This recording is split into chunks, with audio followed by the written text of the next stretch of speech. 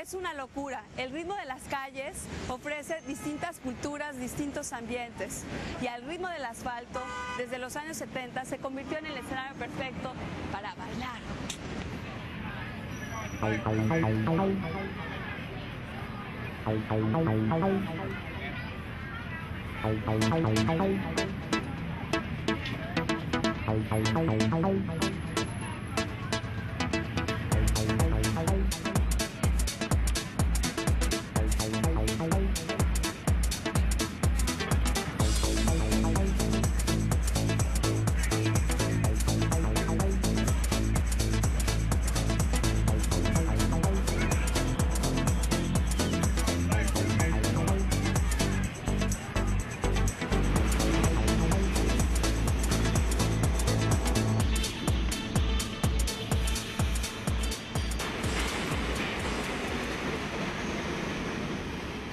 My name is Malcolm.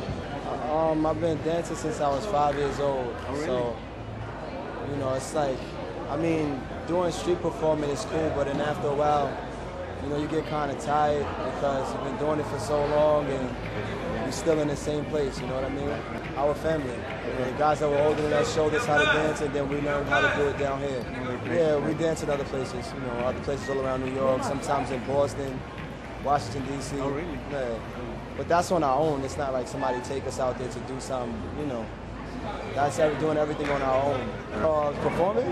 Well, at one time in my life, it was a way to survive, you know. Yeah. My mom was a crackhead, my father was in jail. So I had to raise myself. I had a talent, so I came out here and performed. You understand what I'm saying? Yeah. So I got a talent, so, you know, I come out here, I perform, I make money. But like I said, it's a lot of problems because, you know, we perform out here, then the cops want to stop our show. They want to make it seem like we're doing something bad when we're not. You know, it's a lot, so.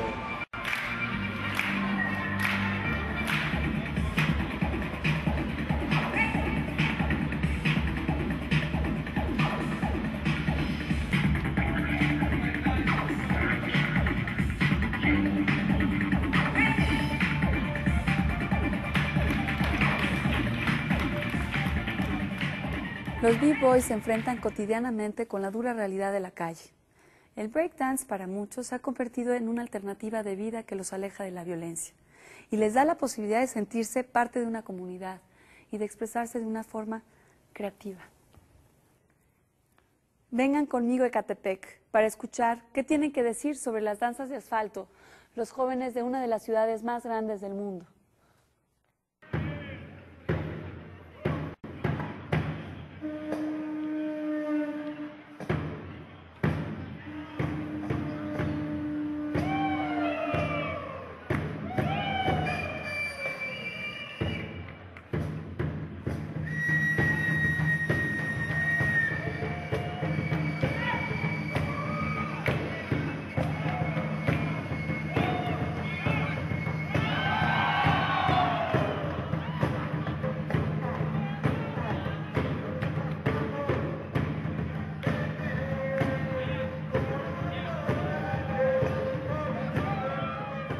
B-Boy Blossom.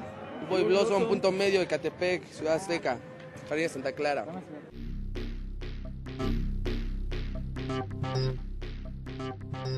Todos tenemos tipos de movimientos, todos tenemos otro diferente estilo. Unos traemos power, unos freestyle, unos flex. Cada quien busca su propio estilo. Top rock.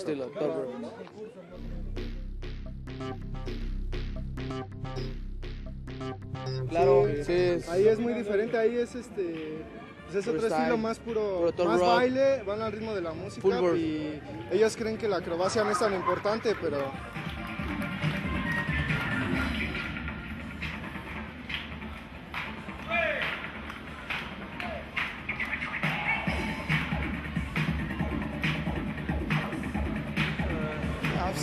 I've seen Mexican b-boys in jams and stuff, you know, competitions, but I don't compete no more. It's been years since I competed. You know. What do you think of them? The guys that b-boy out there, they're good. They're real good, and they're dedicated. You know, they're real dedicated. They're more dedicated than us. You know, I guess because, you know, that's their heart. You know, that's where their heart is at, so they do that more. Out here, it's kind of hard because you got to worry about how you're gonna survive. you know, you got to make money, so you can't really have time to rehearse or practice or to get as better, to become as, you know, good as you want. You understand what I'm saying? It's kind of hard. Pues hay un poco de cierto en eso, porque ya en México la verdad se ha visto un poco más nivel. Está avanzando el nivel apenas, pero no nada más nos basamos a un estilo, sino todo. A todo, está completo. De cubrir todo.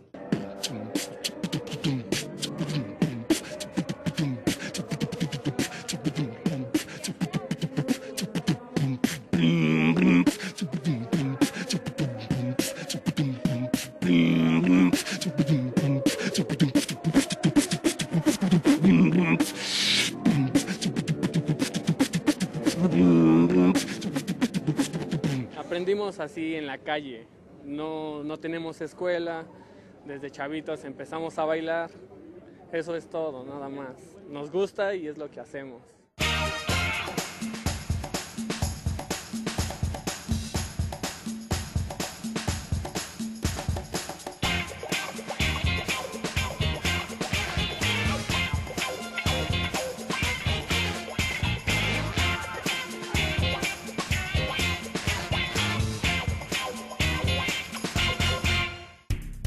Breaking, you know, it's kind of disputed, but the main thing that people agree on is that this style started in the early 70s, around 1973 in the Bronx, at different parties, at the parks and on the block, and you had DJs who were duplicating the breaks on a record, and the people that were dancing to that music, to the break, when the percussion comes in, they sort of started getting known as the break boys, or, you know.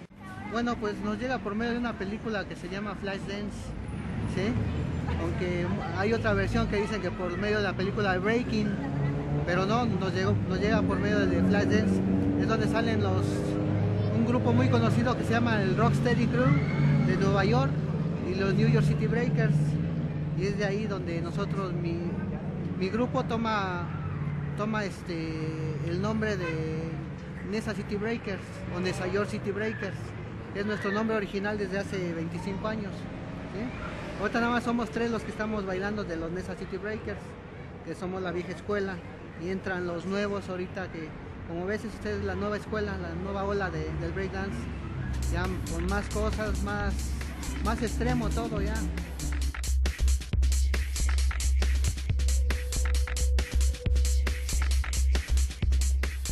El de México pues estamos tratando apenas de buscar un estilo propio, ¿sí? Pero muchos, pues como muchos lo agarran por moda, pues no logran hacer esa esencia. Los que están ahorita, yo los que veo que traen más la esencia de lo que es los fundamentos de Estados Unidos, son los se puede decir que los de León, los de Monterrey, ¿sí?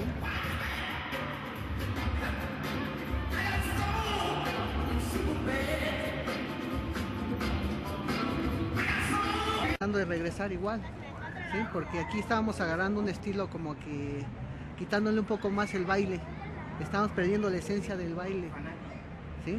Y es lo que se trae en discusión ahorita, lo que es el baile y la acrobacia. Estamos tratando de conjugar otra vez, porque pues esto como se dice es breakdance, y el breakdance pues es un baile, ¿sí? Un baile pues, callejero.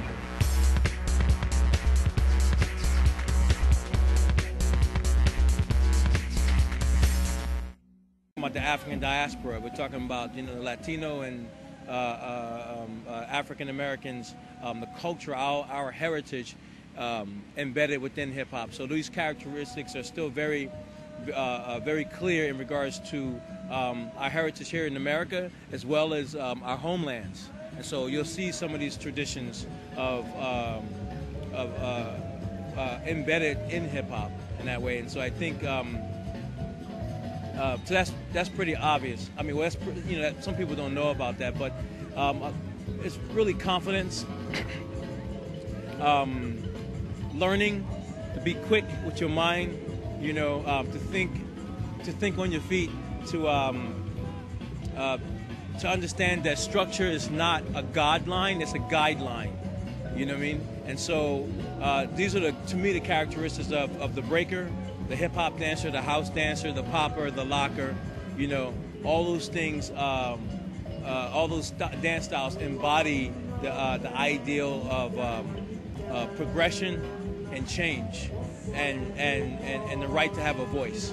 I never really thought of it as something that was separate from the street. You know, originally I did it because, you know, it was the way I got paid to take care of my family, so I didn't think of it as anything separate. And in the history of hip-hop dance is about adapting to the environment. And so, whether it's the street or the stage, it's the same. Bailar en la calle, como aquí estamos bailando, es como un entrenamiento para subir el nivel, y bailar en escenario nada más es para lucirte para la gente. Y hay mucha diferencia porque en los escenarios no puedes entrenar, en los escenarios no te puedes caer, debes de dedicarte a lo que ya tienes seguro. Y aquí pues nos caemos porque estamos entrenando cosas que no nos salen todavía.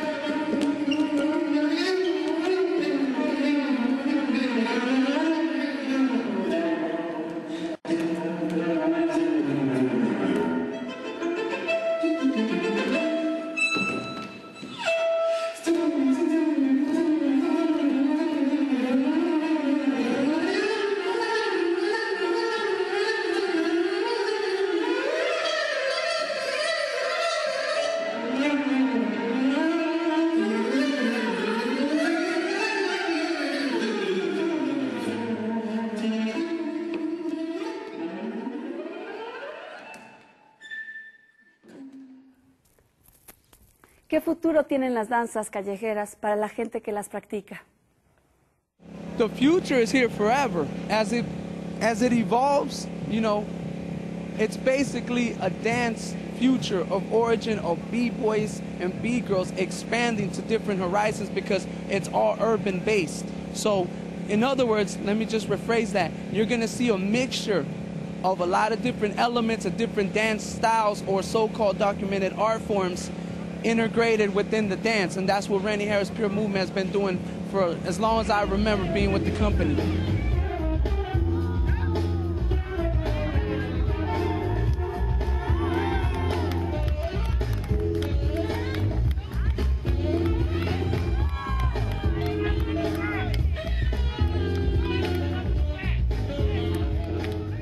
I think it has limitless potential. You know, it started out as a dance. To some people, they thought it was only a fad. And now look at it. It's all over the world. It's reaching, like, people in, like, really remote parts of the globe. It's something that a lot of the youth can relate to. It's, like, helped a lot of people get past a lot of difficult times in their lives. It's a really positive, uplifting way to release your energy. So I think, I don't know, I'm not planning to ever stop dancing. So I think it's going to keep on growing.